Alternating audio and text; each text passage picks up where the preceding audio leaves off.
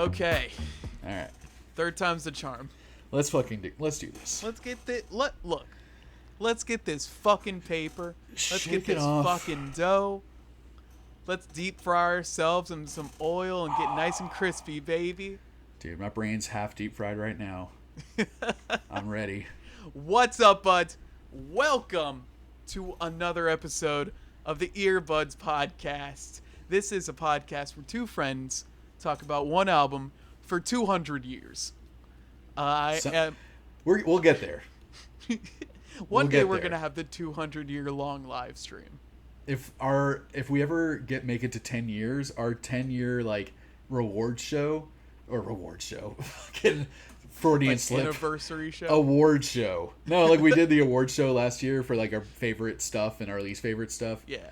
If you guys haven't checked that out, go listen to that. But it was 2.5 hours long because it just went forever. I'm like, if we make it to 10 years and we do an award show, we can make it to 200 years maybe. I think so. At least. I, as always, am Brett, digging in the kick hand to hand. It is. Join with me, as always, is Lucas, fucking heavy summer sunshine Indrakovs. That's funny. I was gonna go with Forever Heavy Indrakovs. Yeah.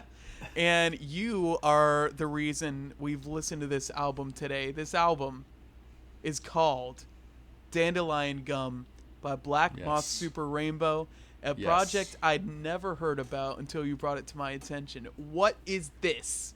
This is Dandelion Gum is the third record for the band Black Moth Super Rainbow, and I think they're from Pittsburgh, Pennsylvania. Yeah, and I think Pittsburgh. They met as students, and it's mostly one guy. His name is Thomas Feck. It's kind of his solo project that he's created. He also has another project called Tobacco. I don't know if you've ever heard of Tobacco. Have you heard them? No, I saw them around when I was looking up Black Moth stuff. Okay, yeah, Tobacco is Black Moth on really fucking cheap heroin. It's just really gritty and even fuzzier than this, and way less melodic than this. But basically, Black Moth Super Rainbow is like a psychedelic pop band, is the way I would put it. Very electronic, a lot of indie sensibilities. You know, you could probably put them in similar categories like MGMT or Animal Collective, in terms of how experimental and kind of out there their sound can be. But really, at the end of the day, it's basically pop music. Yeah, it's accessible.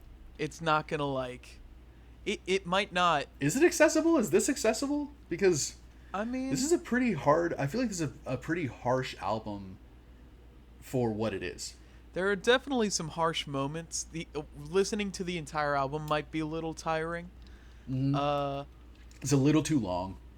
It might be a little too long, and it has this production that's this grainy, fuzzy thing the whole time, and that might get on you for if you're listening too long. But it's not like I would show my mom any of these songs and she would look at me like a freak.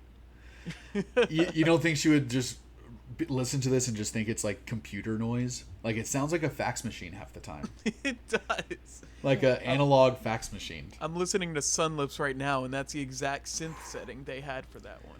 Yeah, dude. It's a lot of the record is a lot of analog electronic synthesizer and a lot of vocoder and Rhodes pianos and Novatrons. As electronic and as effective as you can get before even production and mixing gets put into the picture is what I hear from Black Moth Super Rainbow. It's very psychedelic, but there's a lot of weird sore thumb folk elements to it that at times throughout the record. There have been the layout of this record musically is basically 100 synths, like you said. Mm-hmm. Usually acoustic drums and sometimes an acoustic guitar. Which is the weirdest part. It sounds like it's straight out of Paper Mache Dream Balloon. Yes. It's literally the same mixing and production on it. Yeah, the second song on the record, "Jump Into My Mouth," it sounded like a song that would be off that album to me. Yeah, I totally agree. I thought the same thing, and it caught me off guard because with the opener, "Forever Heavy," is the super moody, kind of like hyper manic weird. It's so I love "Forever Heavy" so much, but then once "Jump Into My Mouth" starts going, it's like weird hearing an acoustic instrument after 3.5 or 4 minutes of this just wall of synthesizers coming at you. Yeah, I wrote down nonstop. It sounds like a synth you would get from a broken PS2. Yes. That's what the Forever Heavy like main synth sounds like to me. It's grainy, it's a little choppy. And then that one during the chorus that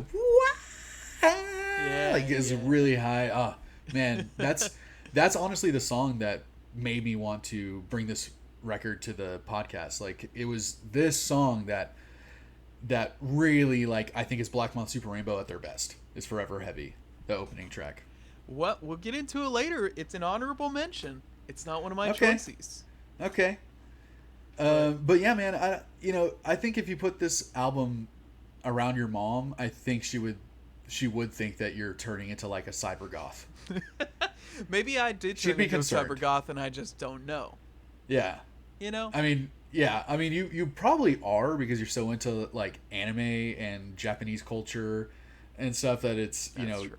Yeah. You're kind of going to be a cyber goth through that type of media anyway. It's going to happen naturally. I'm going to like Ghost in the Shell, basically. Yes. I know you have your Matrix leather trench coat tucked away back there in your closet. There's my shadow figure right over there, which is kind of...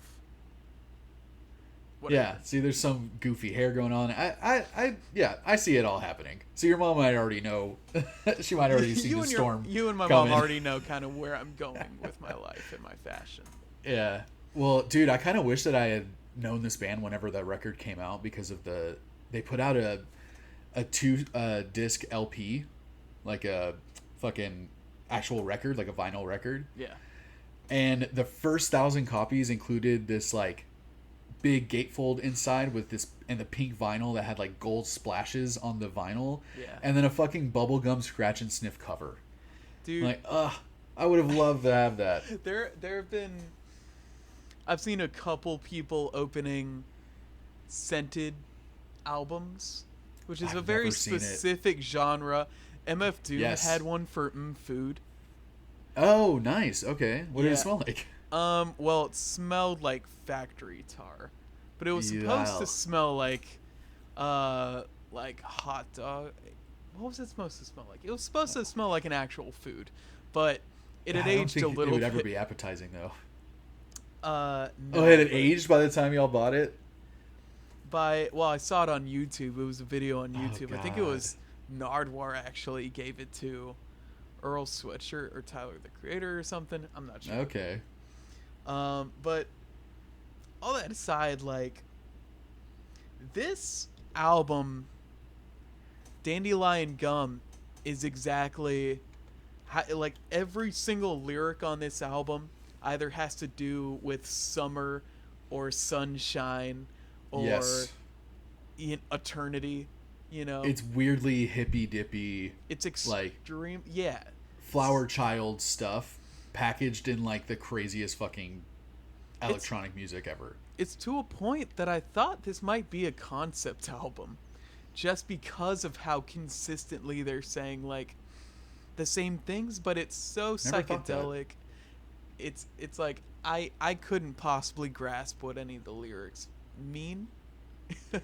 Yeah, I couldn't grasp what the lyrics were saying 99% of the time. I thought this was like an 80% instrumental album. And then I look, there's like lyrics for just about every song. Yeah, somehow. Dude. Yeah, because his vocals are so heavily affected. Yeah. I almost said heavily medicated, but probably. Maybe, and it really is. His vocals are just another synthesizer instrument. Yeah. 99% of the time, maybe 98% of the time. Like, obviously, I like this record a lot because I brought it to the podcast, and I'll admit that it has so much to do with just how spaced out it makes me feel when I'm like stoned beyond fucking belief listening to it.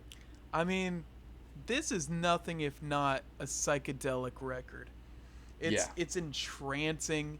It's kind of, the songs are like a bit repetitive in a way that you kind of get lost in it. It's super easy to get lost. I put that in my notes. That like I was trying to take notes for each song, and sometimes I would just like zone out and like, it's like, oh, it's been 3 songs and I haven't written anything. Yeah, there is a lot of drony kind of, like you said, repetitive elements in almost every song. Yeah. Even like talking about Forever Heavy, just to start with that one, it has, like you were talking about the synth in the beginning, it's like boing, boing, boing, boing, and it's like boom, bang, boom, boing, boing, and it's that almost the whole time. It like, it's so psychedelic because it's so repetitive in a way and droning, and it does like space you out, especially when you're high. But it's not nearly as enjoyable for me when I'm sober, because I realize that the first minute to minute and 30 seconds of each track is all you're going to hear for the whole song. Right.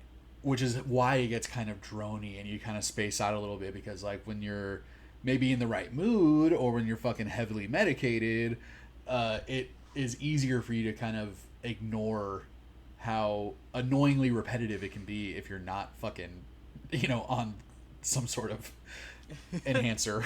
No, yeah. And yeah. I also put in my notes that I thought it's like almost disrespectful to critically analyze this album.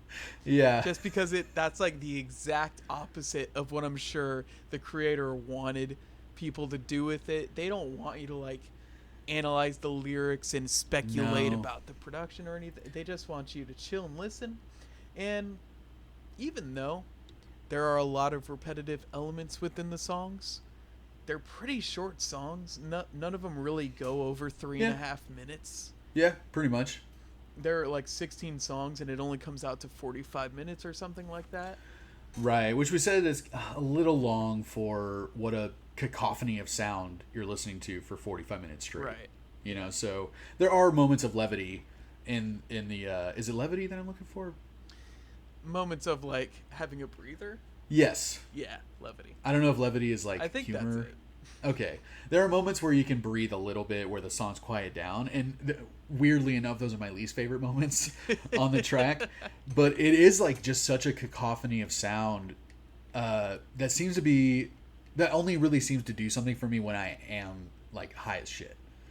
But I will say, one thing I can really commend this as if we're talking about being a critic, because it is almost disrespectful, or like it'd be so hard to critique this album. But one of the things I can say that it has going for it in spades is that none of this music feels stuck in any era or genre, really, to me. Yeah, it's, the vague umbrella of psychedelic, I feel like pretty much is a good enough title, and I don't think you got to get any more specific than that. And this album is 15 years old, and it does not feel like it was 15 years old. It's so weird to say that 2007 is that long ago. 15 fucking years ago. But it does, like, I don't think it's aged, really. No. It doesn't because sound of the production. Dated. I listened to this album first, and I was like, oh, yeah, this is pretty good. In 2007, I'm like, oh, what? I looked up the live videos, and they're all from, like, 2008 and 2009. They're all low grain. Right. And it's like, oh, these guys are not modern. This is kind of an old record. And yeah. I would believe you if you had told me this came out yesterday. Like, if this was a new release, it wouldn't sound out of place at all. I don't think so either. Yeah. I mean, there's stuff on here that I haven't really heard on any other songs. Like, they have like a distorted shaker during one of the songs. Like, they even distorted the shaker. Yeah, that was on fucking what's that song with Melt Me, and the offbeat explosion that happens. Yeah, like, with that great bass line. It's so weird. Like, it's not exactly that, but it's very dancey. It comes out of nowhere and it's super, super catchy. But I mean, this whole album is just a fucking clinic on how to use synthesizers and vocoders. Yeah, man. And it's like this should be a class. This should be like someone's dissertation in music school. Is this record? Well, because they have a lot of go-tos. I think they love that electric pan flute or whatever it is. Dude, I will never get tired of that. I think it's a great sound. I love it so much. A cheap acoustic guitar. They love the long kind of slow build-up chords.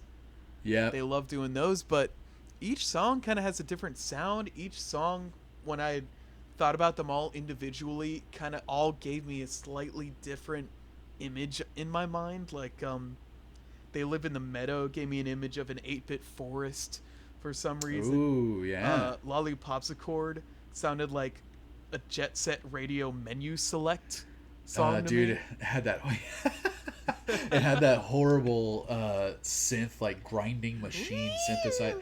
Oh god, I couldn't take it, dude.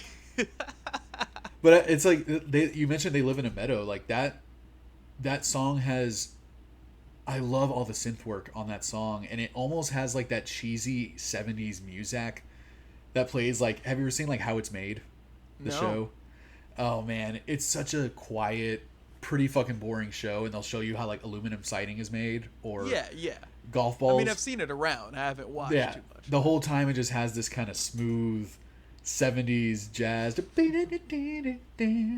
with like really cheesy synthesizers, and that kind of goes on so much on this record that the synth can get to a point where I find it very cheesy, and it sounds like it's being played by like a white guy in a sweater, in the 70s. But it's just works so well with what they're doing, and it kind of adds to the playfulness of the record too, where a lot of the stuff is like kind of grating and dark, and a lot of the music is just pretty intense because of how loud it is. Yeah. But then you have that playful flute that plays all the time throughout the record, and then these kind of plucky acoustic guitars that kind of keep this light, airy feel to some of the songs. And then you have stuff like They Live in a Meadow that has this fucking Discovery Channel daytime TV show score feel to it. Yeah, I think this record kind of runs the gamut of emotion, for sure. There's a lot of fun, upbeat songs that are, just happy and light, and there are a couple heavier ones, like Caterpillar House, which is a little bit more aggressive. And Untitled Roadside Demo, which is just a soft, almost kind of ballady sounding, like this is in the middle of the set where you bring the lights down and it's just the piano and the singer. That piano part has like this really mysterious vibe to it that I liked a lot. It felt like a nighttime desert kind of song to me. Yeah, Untitled Roadside Demo gave me enough of oh yeah, that makes sense, Yeah, for sure. This whole album, it was like going through a psychedelic carnival to me. Each song just like took me to this weird place, and it's like it has these weird fun vibes, but it's also a little creepy. It's a little dark, yeah. It's got like underlying tones of... This is such a carnival fucking album, dude. Yeah. I can't believe I didn't think that myself. Like, this does sound like you're going through, like the fun house of mirrors in some of the songs, and then you're going through the fucking haunted forest in some other songs, and, there's a fucking creepy clown that keeps showing up every time you turn around, and... Yeah, and he just smacks you in the back of the head and runs away. Yeah, there's a certain sense of danger to a lot of the songs, even though they have this kind of beautiful orchestration going on the whole time. There is this weird underlying sense of dread on some of these songs, and that's why I feel like it could be kind of dark. Yeah. But man, I love this phrase or this quote that they said about the record. That it's kind of a setup for the record, and it says, "Deep in the woods of western Pennsylvania, Vocoders hum amongst the flowers and synths bubble under the leaf-strewn ground where flutes whistle in the wind and beats bounce to the soft drizzle of a warm acid rain. As the sun peeks out from between the clouds, the organic oral concoction of Black Moth Super Rainbow starts to glisten above the trees. I feel like we need to put one of these songs under that fucking poetry. I know, right? I wish we could do that. Quit being dicks about fucking copyright shit. Honestly, we can put songs in our fucking episodes for once. Just let everyone enjoy stuff and don't give anyone money. Stop giving people money. Y'all, if you're listening to this or watching this, leave us a comment if you would like to hear some of the snippets of some of these songs on our episodes, because we kind of have a way to do that, but it would just means so many other things that come along with it. So if you would like to hear some snippets of like maybe our choice nugs or something, it'd be good to know. Like, do you guys think that it would make the episodes better? Because I personally kind of think it would add a lot to it. And that whole thing, it would be like a specific, you'd have to go to a specific place to watch all the episodes. Unfortunately, I don't know if we'd even be able to have video, because we definitely couldn't put it on YouTube. We'd have to cut those parts out, but we'd have edited versions on YouTube things. But the only place that you'd be able to even listen to our podcast would be Spotify. That's the one caveat. Which, I don't know. I think a lot of people listen to podcasts on Spotify. I think that's the main podcast hosting site right now. Seems to be. Just, hey, say in the comments if y'all interested. Yeah. Let us know, man, because we've been thinking about this for a long time. And I think just listening, especially with something like this record, just listening to us talk about it, it's just, you can't, it's so hard to describe this shit. And we've probably said the weirdest phrases of any of our episodes so far, because like it's so hard to describe this music. Well, let's keep going, man. Do you have anything else to say before we get into Choice Nugs? No, man, I'm ready to move on. I think we get into it because there's already one song that's my choicey that you've talked about. That I've talked about disliking? No, well, I don't know. We'll see. All right, well, tell me, what's your first choice nug? My first choice nug on the record. Well, I got some honorable mentions. Okay. Forever Heavy is probably one of your choices. We'll see. I don't know. Melt Me was a fun song. That's a great song. Untitled Roadside Demo was the closest, like, contender. But interesting. My number one choicey is Lollipop's Accord, baby. Wow. Dude, I'm finally being able to peg you down right now. I knew you were going to like that song because of that horrible machine synthesizer.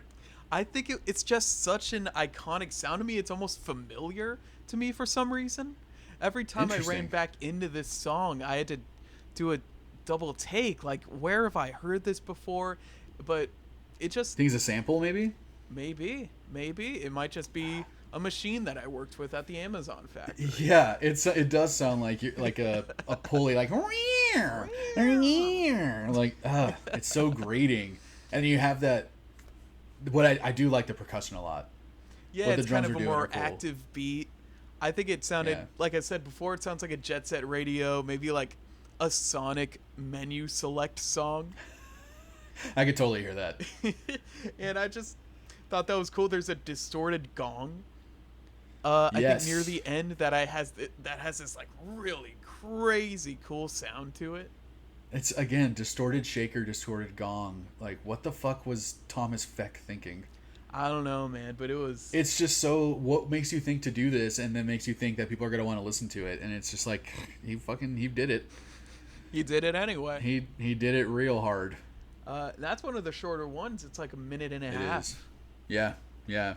And it's really like a very loud minute and a half. Yeah. A lot going on. Right. But then it goes into They Live in the Meadow, which is a nice, like, all right, let's kind of get a little prettier real quick. Yeah, They Live in the Meadow sounds like an underwater level of Sonic. Yeah. Just kind of... I thought it... Or maybe like... Catchy as... Did you ever play Ecco the Dolphin? No. Why do you think I would have done that. Have you heard of it? Yeah. Okay, I used to love that game. Really? Oh man, on Sega CD, that was like the main game I played on Sega CD. Oh my god. And it had music kind of similar to that, kind of like, I mean, at least this is my fucking weed-addled brain that remembers music similar to like this type of like kind of creepy but kind of, you know, fun, and it had a bit of a tremolo phaser thing going, so because you were underwater the whole time, you know. Yeah. Anyway, yeah, Lollipop's a chord. I fucking called it. I knew it. Yep. Yeah. Well, I have some of my honorable mentions. There honestly aren't a lot. Like, there aren't a lot of songs that like stood out to me on this record that I thought, oh, I really like this one. Sure. You know, so yeah, it was a little few and far between. But They Live in the Meadow, definitely one of my choice, or one of my honorable mentions on the record. Love that cheesy 70s synth that's going on the whole time. I really liked Drippy Eye a lot. Yeah, Drippy Eye had an interesting sound to it for sure. The bass line in that, because the bass is very like front and center in that, it kind of reminded me of that song by Radiohead, the national anthem. Yeah, of like Kid A. I think it's Kid A, I think right? it's Kid A. Dude, there was a very like national anthem-y vibe on that, and the synth part like throughout the verses is very catchy, but it's so simple. Like, it can be kind of embarrassingly simple at times, but it's still pretty good. And I almost didn't even want to make Wall of Gum an honorable mention, but I love it so much.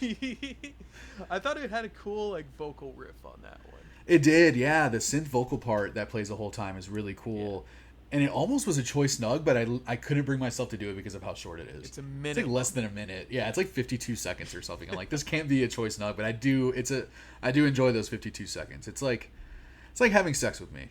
Like, it's 52 seconds, but it's super enjoyable. It's going to be super cool. You will like it. For however long it lasts. For however long it lasts. Stop, don't count. Get that timer away Stop counting. Me. Yeah. Stopwatch is like really get in my head. Like, it'll just ruin the moment.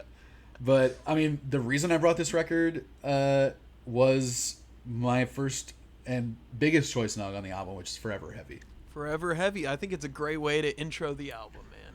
Yeah, for sure. I think it has the most depth to it of any song. I think so as well. It has a couple different parts. It's got this kind of consistent first chorus thing with the vocals and the instruments a little bit, which isn't present on a lot of songs. Dude, it's true. And this one at least takes like 2 minutes for you to hear every part before it just repeats. But yeah, I love like all the vocal parts are so fun to sing along to, that like during the verses, the dun dun dun dun dun dun, and then they go like da na na na na na na na na na na, you know, and he's saying words but you can't discern them at all. It doesn't matter really. But the vocoder vocals on the whole song is just so fucking cool sounding, and I love the mid-tempo, just kind of like it's going just a little too slow. Yeah, it's kind of, I love it. If you tried to walk to the beat, it would be uncomfortable because you're trying to walk a little quicker. It's got a lot of English on it. It's got a little bit of English. It's got a little swing on it. Yeah, it's got a little swang to it. But man, that high-pitched fuzzy synth during the chorus that goes super high and like comes down. Yeah. Oh. And the harpsichord stuff going on. Like, this is amazing when you're high with like studio headphones on. There's like 4 or 5 different synths going on near the end, and it's just this wondrous cacophony going on, and it makes Jump Into My Mouth so jarring because all of a sudden this like huge wall of sound ends and it's like an acoustic guitar playing. You're like, what the fuck's going on? Let's switch the vibe completely real quick. Yeah, for sure. So yeah, easy choice snug for me, man. Well, let me tell you about my second choice snug, which is track 9, The Afternoon Turns Pink. Interesting. That didn't even make it on my honorable mention. You know, I didn't think much of it at first, but the more I listened to it, the more I really got into that like wood flute. It's got like a catchy riff to it. Yeah.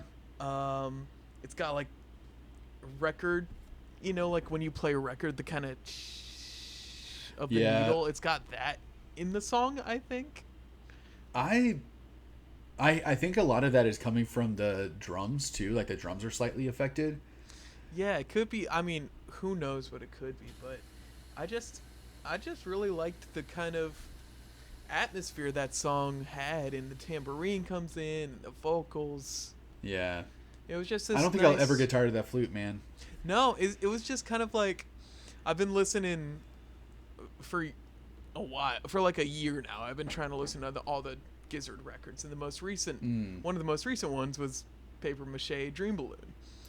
And there were just a good couple songs on here reminding me of that, and if they were allowed to use synths on that record. Right. Yeah, I think everything on Paper Mache is like pretty organic. I think it's all acoustic. I think it's all acoustic too. But yeah, this is like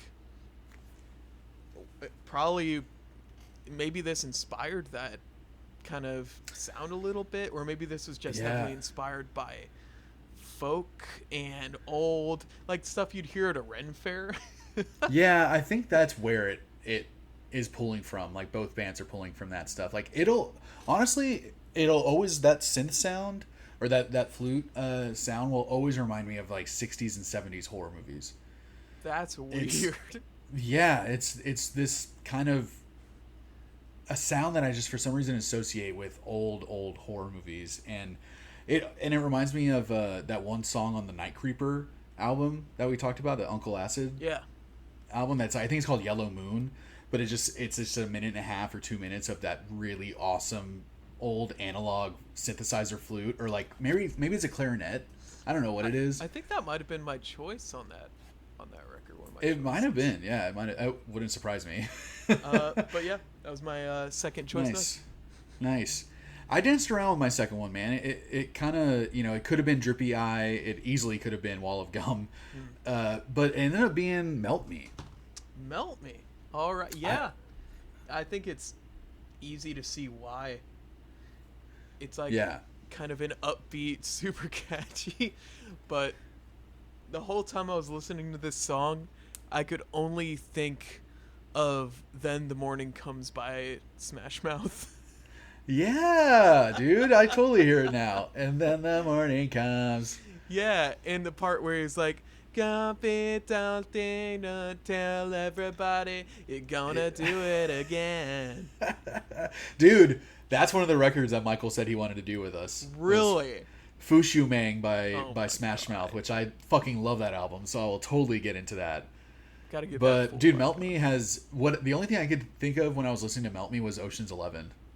Yeah, it does definitely have the kind of vibe of a break-in, or a robbery. It has like a heist kind of feel, and that distorted shaker. I don't think I've heard a distorted shaker on any song before. Yeah. And that super fuzzy, over distorted chorus part, that that's like really loud and trebly. It's like, man, and that bass part, so fucking fun, dude. And the verses are super catchy. The la da dee la da dee la da dee la ba ba ba ding ding ding ding ding ding ding. Like, it doesn't sound like it belongs on this record. And then like a minute and a half or 2 minutes or something in, it like kind of lowers down, and then it explodes into like the last part of the music, but it's an offbeat kind of thing. Yeah, and it's like hyper distorted. Yeah, but then I grew to like look forward to that part. Right? It's kind of like I said, it has this uneasy feeling throughout the whole record. Yeah. And but it's something that I can just vibe out to it really well, man. So let's get into the ratings, dude. What are you gonna rate this weird ass record? This was a cool record, man. I'm glad you brought it on. It's like, I'm not usually into just the psychedelic side of stuff just to be psychedelic.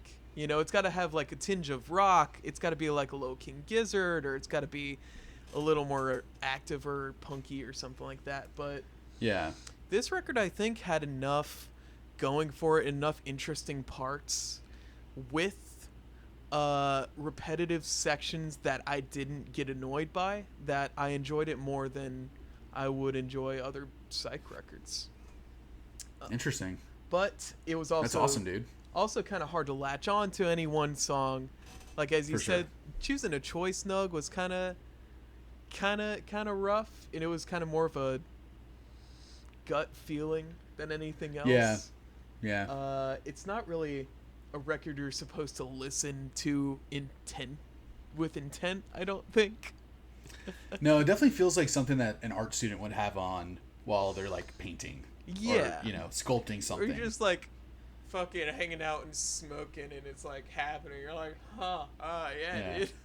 Like doing shrooms on someone's rooftop. Yeah, right. Something like that. Yeah. Great for that. Just a little psychedelic carnival. And with all that being said, I think I'm going to give this one like a 6.8. Solid, dude. Yeah. Not bad for what it is, man. I think this could easily be a very divisive record. Like, it's something that I'm sure a lot of people are just straight up going to hate, that they don't see any value in it. Yeah. I think musicians, at least, if not just fans of a lot of different types of music, can latch on to certain things on this record and really enjoy certain things. And I think that's kind of where me and you are at. Yeah. Right. Like, neither of us really gravitate towards this type of music, but I agree with you, man. It's a really fun record. Not something I would normally listen to. It's something I just kind of stumbled upon, and it just really blew me away the first time I listened to it. It's a weird psychedelic pop record. It can be dancey, it can be moody, it can be creepy, it can be kind of dangerous feeling sometimes, where like we were saying, certain sense of dread while you're listening to it. But man, when I'm fucking heavily involved with my vaporizers and I'm listening to this record, which is like only 98% of your day. Like, yeah, there's a solid 2% of the day, which was one of the times that I listened to this album, and I didn't enjoy it nearly as much during that 2%. Yeah, but right. It's a wall of sound. It's a cacophony of sound that I just, it really sticks with me, and I love it to a certain extent. I think it's just a fucking clinic on how to do music like this. Yeah. So, and I gotta say, the fact that we can't age this or pinpoint this to any specific era of music, I think is the most impressive part of this album to me. Yeah, I think so too. I think it's just because it seems like it was intentionally done with a lo-fi type of production, that it doesn't sound like it's from an era. It just sounds like the lo-fi was a decision made from a production standpoint. Right, and they pulled it off, dude. I think this whole album relies on the mixing, mastering, and production, and I gotta say, they fucking pulled it off. So, with that said, my level of enjoyment on this, 1 to 10, I'm gonna say a 7.2. 7.2. I don't think that's bad. It's not. I think for a whole record, you could put the record on shuffle, and I think it'll be fine for the most part. Yeah, for sure. You don't need to listen to this in any specific order. I think there's definitely a handful of songs that I could do without on this album, and it would probably be rated higher because of that. But if you think 7 out of 10, if anyone's rating your album, I would take that as a fucking win. So, especially if it's the earbuds. Especially if you're gonna get that earbuds bump. You gotta get that bump, baby. Hey, get bumped. Speaking of which, Jay, thank you all for listening to this so much. Fuck It episode. We got an Instagram. It's EVP Cast. Jean-Luc Guitard. Brett Hanrahan. We got Spotify, Apple Music, YouTube. Fucking everywhere, dude. Everywhere. Look at us on YouTube. We have videos. Every episode is a video now. So if you're listening to us, go find out what we look like. I bet it's exactly what you guys thought we would sound like or look like. Or maybe aside from that last one, but... Maybe aside from the last one. Maybe someone had a little trouble with the audio with that one, and the video was laggy, and it would take that... Not pointing fingers, but we don't have to... There you go. You did it. It was me. But buddies, let us know what y'all thought of this album. Do you guys love Black Moth Super Rainbow? I want to hear it. Brett wants to hear it. Give us a follow. Tell your friends about us. And we're going to be doing shorties all summer. We're going to be doing like first reaction videos all summer to new albums that came out that weekend. So look out for those. Let us know what albums are coming out soon that you guys would love us to do a shorty on, because those are really fun. Those are fresh reactions. You know, we usually have a lot of time to sit with these albums. So that's a very honest and unprepared reaction that you get from us during It'll be the easiest time to criticize us, I'd say. Yes. And as long as we're recommending records, let us know if you guys are in a band and you have an album that you want us to talk about or review. Let us know if you guys want to be on the show, and we'll, you know, have a little conversation and talk about your record. That's sounds really fun to me, man. So it's a direction we might be trying to go, you know? Ever since we got that Cloak Dagger poll, we've been high on our fucking horses. Yeah, and it was really fun, man. It's we love breaking down music to the most like minute detail sometimes, and it's really cool to hear straight from the source decisions that were made and how they did certain things and how they pulled certain things off. And I think it's always interesting to hear like the intentions behind records and how those intentions actually manifested. You know, change and stuff, and like it's like hearing on the Cloak Dagger episode that Jason the singer had to leave like halfway through his recording session because his wife's appendix burst. Yeah, and he had to like go and fly across the country, be with her for 8 hours, and then fly back and do all the rest of his vocals. And he only did it to scratch guitar and drums. Yeah, and just there were so many cool revelations and things that we learned about Cloak Dagger and about Lost Art. So guys, if you haven't listened to that episode, check that out. That's like our first interview that we've really done with a band, and it was something that was very special to Brett. And you know, it's our first interview, so the audio is not fucking perfect, but we will get better and we'll figure it out. But let us know if you guys want to be on the show, man. We are open to having you guys, your band. We're open to just talking about your record. If you don't want to be on the show and you just want us to review it, super open to that. So hit us up on Instagram, send us a message, on YouTube. I think that's a thing now, or just leave us a fucking comment. Probably just a comment. Yeah. Let us know, guys. Brett, what would you rate this episode? I'm gonna rate this episode a nice little fucking 16 out of 16 songs. Dang. Yeah. I'm gonna rate this a glistening wooden flute in the middle of the forest out of 10. And listen, guys, got a great album next week. Ooh. This next album is one we both know. I feel like everybody knows this one, but still got to talk about it. It's Demon Days by Gorillaz. I'm texting Damon Albarn right now, seeing if he'd be interested to come on, maybe record a couple songs from us. Yeah. Maybe he'll record a new intro for the show. Yeah, just like record a nice little intro, outro for us. I don't think that's a lot to ask, and I don't think that's ridiculous for us to think. No, and I don't think it's ridiculous to charge him for it either, because he's got a lot of money. I mean, it's exposure. I mean, you know, you're paying for the exposure. He needs the bump. Yeah, come on. Who doesn't need a good earbuds bump? Wait, like, where's Damon these days? You know? Yeah. Anyone hear from this guy? We're going to resurrect this dude's career on the Earbuds podcast. Buddies, thank you for listening. Next episode, Demon Days by Gorillaz. Go fucking give it a listen, and then listen to us gab about it for 1 to many minutes. All right. Well, thank you all for watching again. Bye, buddy. Salute. This is good. This was good.